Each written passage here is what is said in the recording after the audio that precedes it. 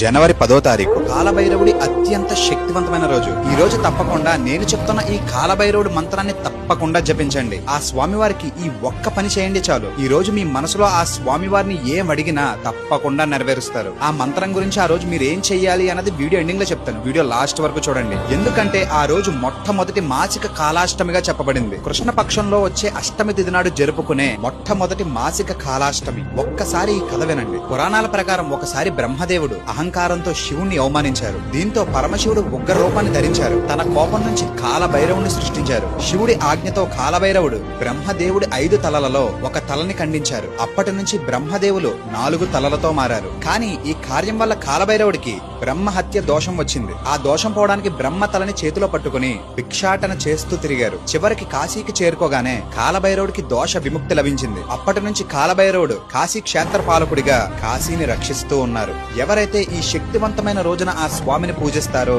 వాళ్ళకి ప్రతి రంగంలో విజయం లభిస్తుంది, ఐశ్వర్యం లభిస్తుంది, ఆరోగ్యం లభిస్తుంది. ఆయనకి ఉన్నంత శక్తి కూడా వస్తుంది. నన్ను ఫాలో చేసి మనస్ఫూర్తిగా కాలభైరవాన్ని కమెంట్ చేయండి.